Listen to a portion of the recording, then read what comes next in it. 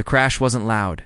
It was silent in the cold vacuum of space, but inside the escape pod, Eli felt every hit. Alarms flashed red, oxygen levels dropped, and sparks flew across the small cockpit. His ship had been hit by a sudden asteroid storm while passing through an unknown sector. Now, he was heading for a planet he didn't even recognize on his maps. The pod shook hard as it broke through the thick clouds. Fire trailed behind it. Eli braced himself as it slammed into a grassy valley, slid across the ground, and finally came to a smoking stop near a dense forest.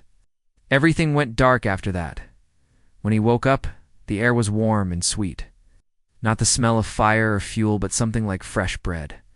Eli blinked and sat up, surprised to find himself not in the pod, but lying on a soft bed of woven plant fibers. A cool cloth rested on his forehead. Alien patterns glowed gently on the walls around him. Wasn't alone. A young alien girl stood by the doorway, holding a small tray of food. Her skin was light green with faint golden lines across her arms. Her eyes were large, purple, and filled with curiosity. She walked forward slowly, placed the tray beside him, and then looked at him with a serious face. "Human," she said clearly, her voice strange but soft. "Do you already have a partner?" Eli blinked. Excuse me." The girl nodded. Once, as if confirming something to herself, "Hey, my mother bakes and kills well. Please take her as your wife." Eli choked on his breath and sat up too fast. "Wait, what?" The girl tilted her head, confused by his reaction. "You're alone?" "We found no other humans in the wreck. You are strong. You survived the fall. That is rare. So I asked first." Before Eli could respond again, another voice called from outside. "Eula, is our guest awake?" The girl Eula turned and shouted back, "Yes, mother. I asked him already." The curtain moved, and a tall woman stepped inside. She looked like Eula, but older. Her golden patterns were brighter, and her eyes sharper. She carried a large wooden bowl in one hand and a curved blade in the other, but her face held a calm and peaceful look. "Greetings, human," she said in a deep but kind voice. "I am Tervan, warrior baker of the Vershi clan. Welcome to our home. I see you met my daughter." Eli rubbed his forehead. "She offered me your hand in marriage," Tervan smiled gently. "Ah, she is young, but she has good instincts. Still, the decision is not hers to make, and not mine either. You are free to rest, recover, and decide later." Eli leaned back, unsure if this was a joke or a real offer. "Okay, thanks, I think." Eula stepped forward. "We saved you. We cleaned your wounds, even boiled your strange suit to remove the oil.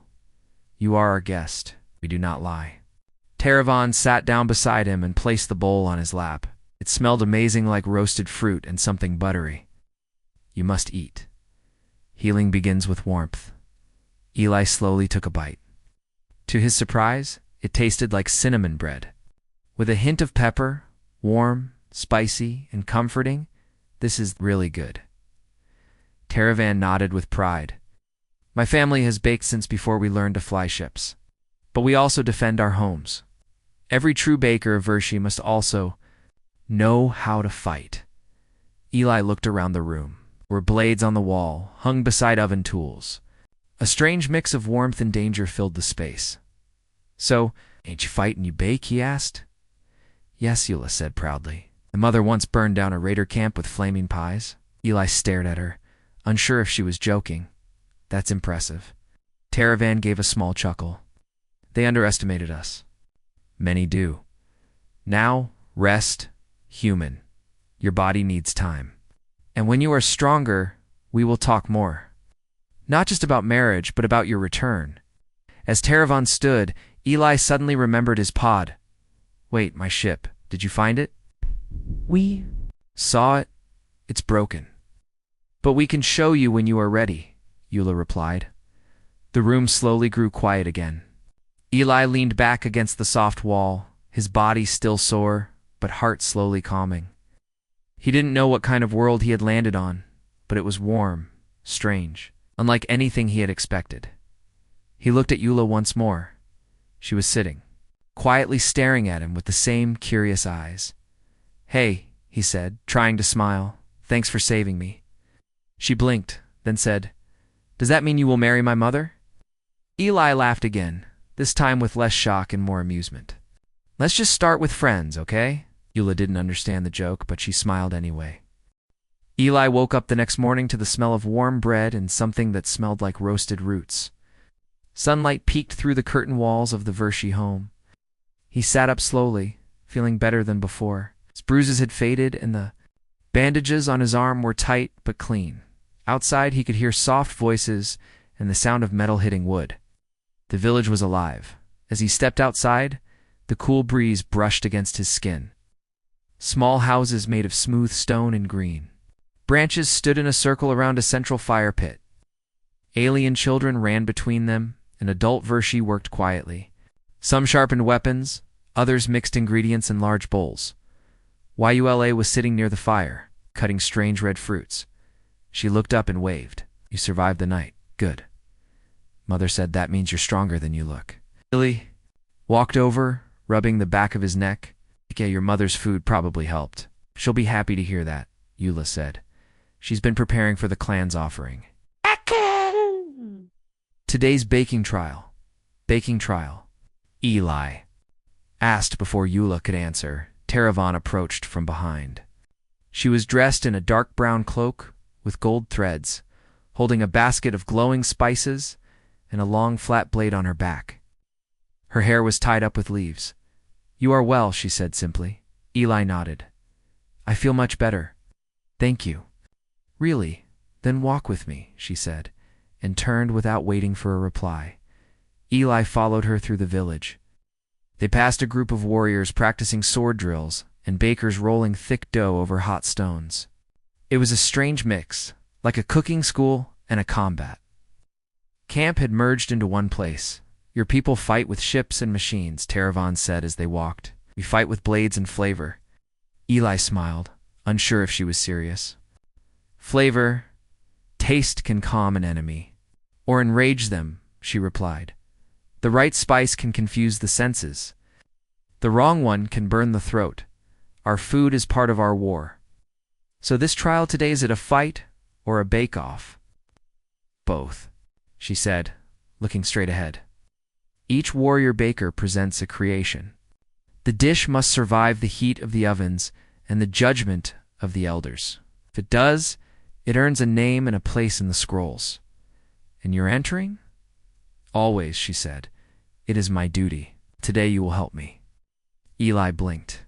"Me? Help you bake?" "Yes.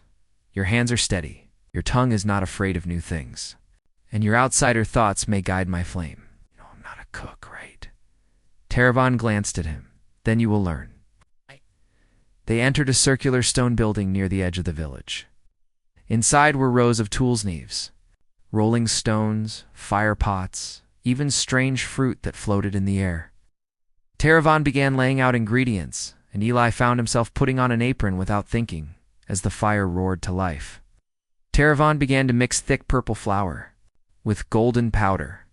She showed Eli how to fold the dough, when to twist the fruit slices, and how to balance the edge of a blade to cut exact lines across the crust. Though confused at first, Eli quickly found rhythm. It was like fixing a machine every part had its purpose. Every movement had its rule. "Do not press too hard," Taravan said calmly.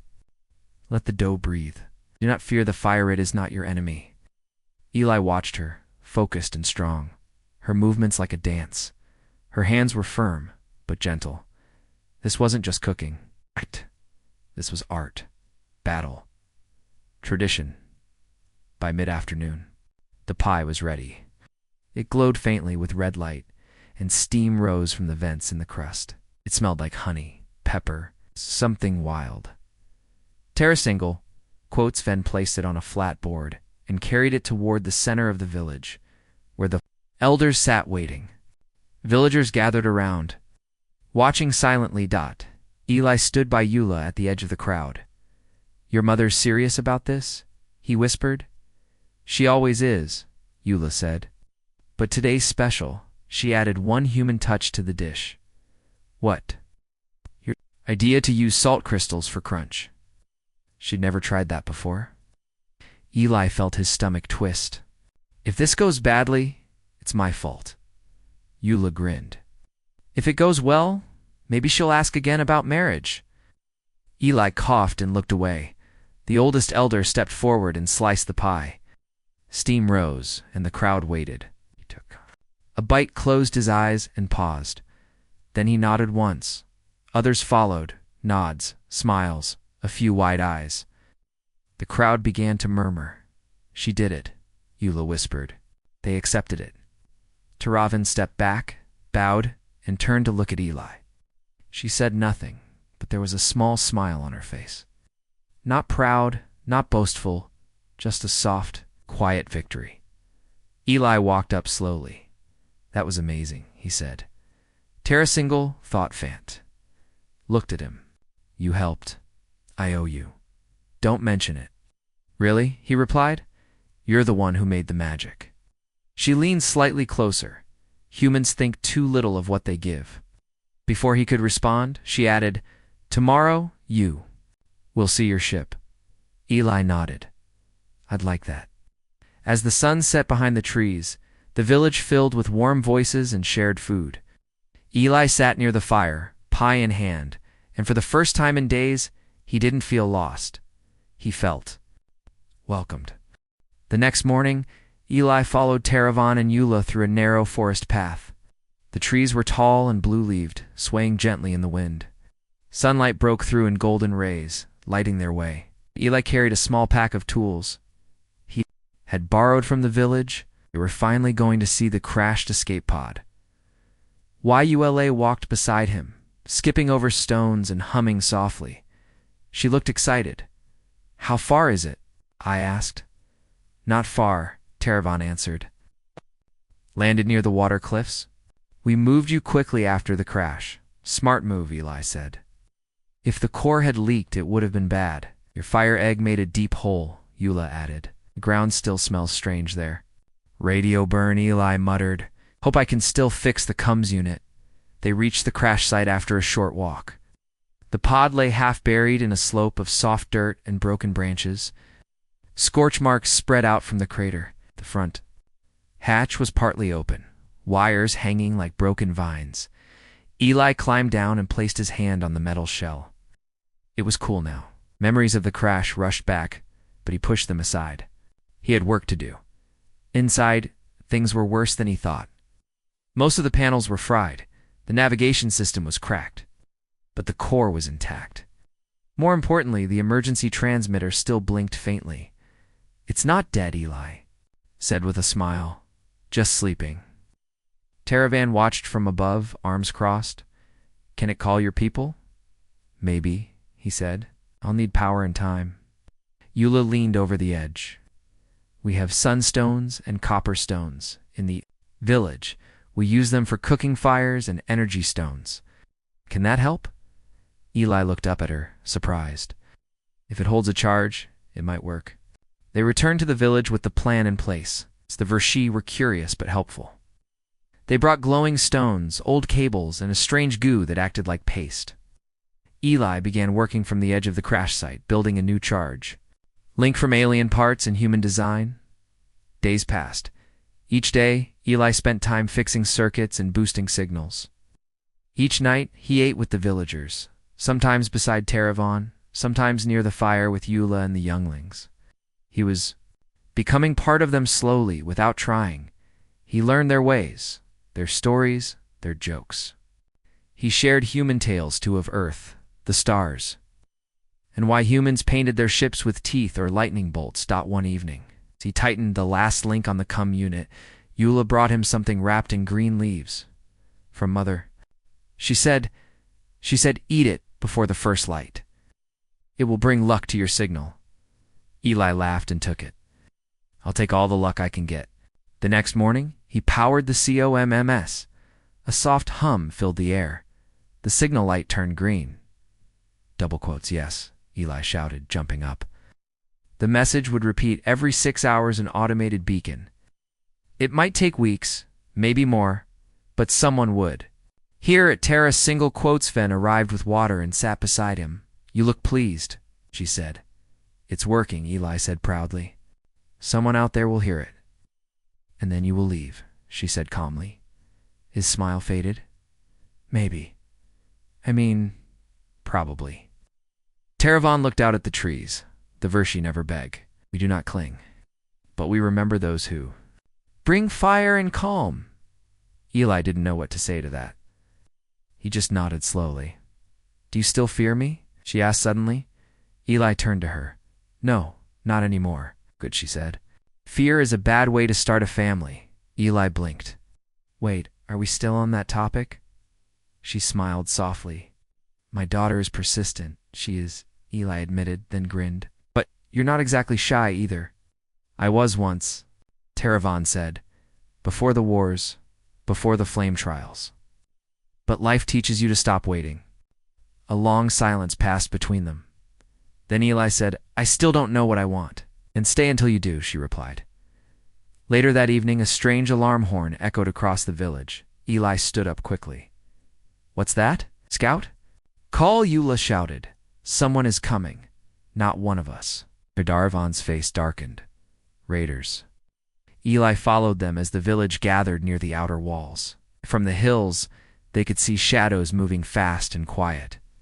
3 small crafts landed outside the tree line. Warriors grabbed weapons. Some grabbed blades. Others held hot stones. Teravan pulled out her curved blade and turned to Eli. Stay back. I can help, he said.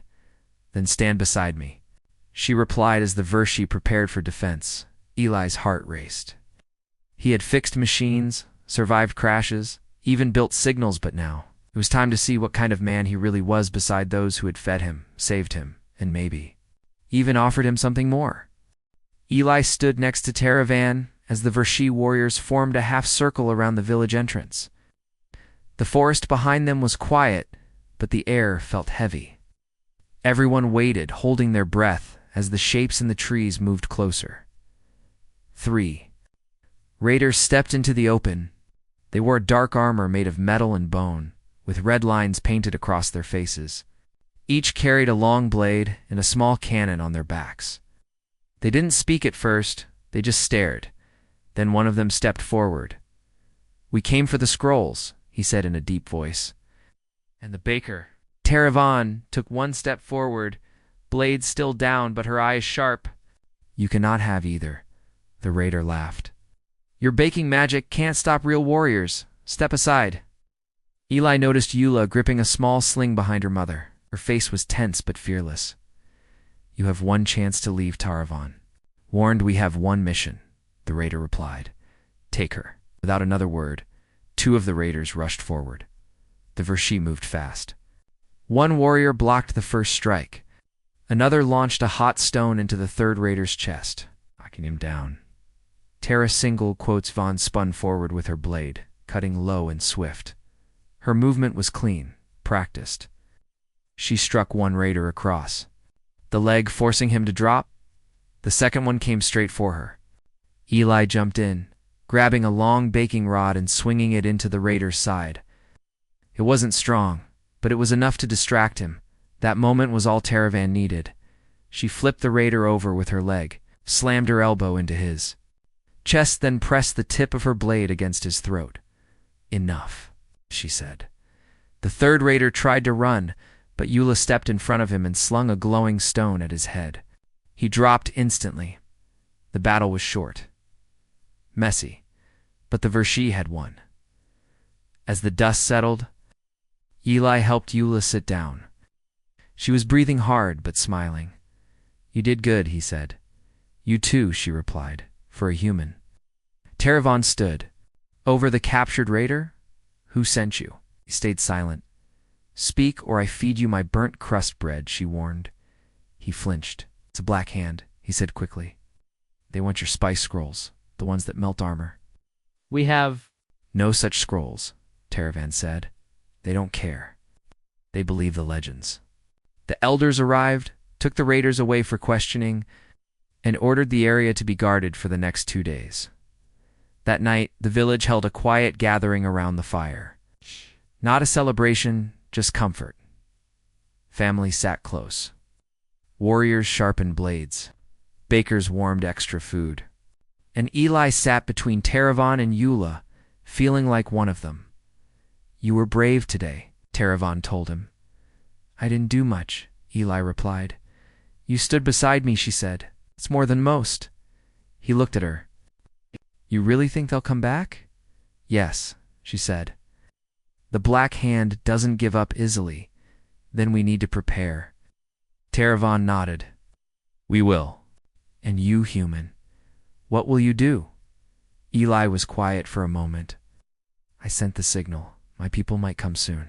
But if they don't, I'll stay." Ella grinned and whispered, "Does that mean you'll marry her now?" Eli laughed, then covered his face. "You're not giving up, are you?" "Never," she said proudly. "Mother says persistence is strength." Taravan smiled softly. "Only if it's matched with kindness." Eli looked into the fire. The stars were beginning to show above them. His thoughts drifted between Earth and the village, between metal ships and stone ovens. Maybe there was more than one kind of strength. Maybe there was more than one kind of home. Before they went to sleep, Taravan handed him a small pouch. "Spice dust," she explained. "Use it if the raiders return. It blinds them." "Thanks," Eli said. "Do you give this to all your suitors?" "Only the lucky ones," she answered. That night, Eli lay under the stars, not inside the pod, but under a roof made of leaf and bark. He thought about battles, pies, little girls who threw fire rocks, a woman who fought with grace and baked with passion. He smiled before sleep came. The next day, they started training together. Taravan taught him how to move without sound, how to strike with a blade, and how to slice herbs without crushing them. "Same hand, same balance," she explained. Cutting meat or metal your grip must stay true, Eli learned quickly. Each lesson gave him more confidence, why Eula joined too, helping him practice with her slings. Together they became a strange but effective team. Every day they waited for signs of another attack, and every night they planned defenses while sharing warm bread and cold stories. They were ready for whatever came next, and Eli was beginning to feel like he belonged. The days passed quietly, but not peacefully. The Black Hand had not returned, but Taravan warned that silence often meant worse things. The village stayed on alert. Warriors kept their blades sharp. Even the bakers prepared emergency bread. Bombs, strange flat loaves that burst into smoke when thrown. Eli trained each morning beside Taravan. He wasn't as fast as her, not as strong, but he was smart. He learned quickly, asked the right questions, and practiced until his hands stopped shaking. Yula often joined them, bringing him water or teasing him when he messed up. "You dropped your stance again," she would say with a giggle. "You'll never impress my mother that way." "Maybe I'm not trying to impress her," Eli replied once. Eula just smiled. "Yes, you are." That evening, Taravan brought Eli to the watchtower, tall wooden post built beside the forest line. From the top, he could see far across the trees, all the way to the crash site. His pod looked small and lonely from up there. "Your people." Taravan said they haven't come. Eli nodded. "Not yet. But the signal is still active. It might take time." She looked at him. "And if they never come?" He didn't answer right away. He looked at the village behind them. He thought about the food, the laughter, the training, and the quiet smiles shared around the fire. "Then I won't wait forever," he said. "Some things are already here." Taravan turned to him. "That is a heavy choice." "So is the blade you gave me," he replied. She smiled a little at that. "You're learning." They stood in silence for a while, watching the wind move through the trees. But peace never lasts long. The next morning, a scout returned in a hurry. Her cloak was torn and her face pale. "The Black Hand is gathering in the valley," she said. 10 ships, maybe more. They are coming." The village went quiet. The elders called a meeting. "We are small," one elder said, "and they are many. But we are strong," Taravan replied. "We have more than weapons. We have the ground, the flame, and a human who thinks like a machine." Eli stood beside her. "We can set traps, use the trees for cover, fight smart, the village began preparing. Eli led the building of defenses. They placed sharp stones in the tall grass, hung pots of burning spice over gates, and even built nets made of sticky root fiber that could trap enemies like flies. Taravan worked beside him every step of the way. By sunset, everything was ready. That night, Eli sat by the fire, sharpening the blade Taravan had given him. It felt more like his now. Not just a gift, but a part of him. Yula sat beside him, holding a small wooden figure. "I made this," she said, "for luck." It was a small carving of Eli, standing tall with a stick in his hand. "Is that supposed to be me?" he asked. Laughing, "Yes," she said, "strong, brave, and silly." Eli smiled. "Thanks, Eula. You'll win," she said simply. "Because you care." Taravan joined them a moment later. She didn't say anything. She just sat close and placed, her hand lightly on Eli's arm. No words were needed. They knew the fight was coming, and they would face it together. Morning came slowly. The sky above the village was soft blue, and the trees danced gently in the breeze. There was no sound of weapons, no smoke in the air, just calm. After the battle, the Black Hand raiders had been taken far from the village. Peace had returned, at least for now. Eli stood at the edge of the stream, washing the dust from his hands and face. He looked at his reflection in the water. His hair was wild, his shirt torn, and his hands rough from work and battle.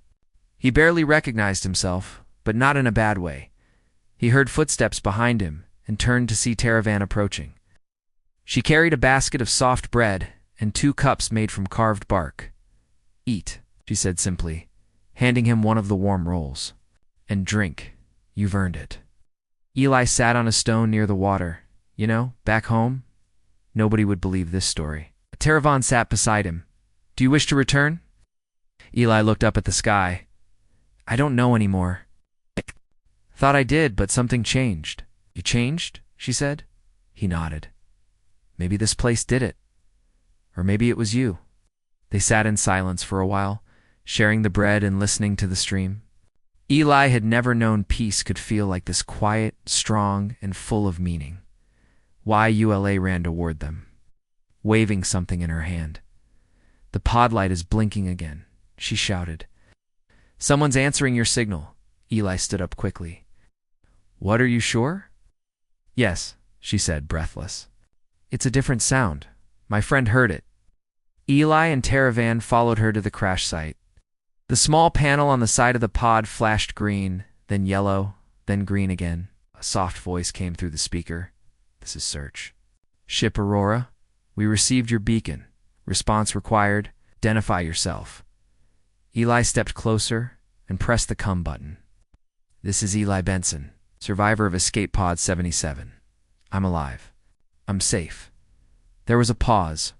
Then the voice replied, "Coordinates locked. Arrival in 48 hours. Stand by for recovery." Eli slowly lowered his hand. He had wanted this.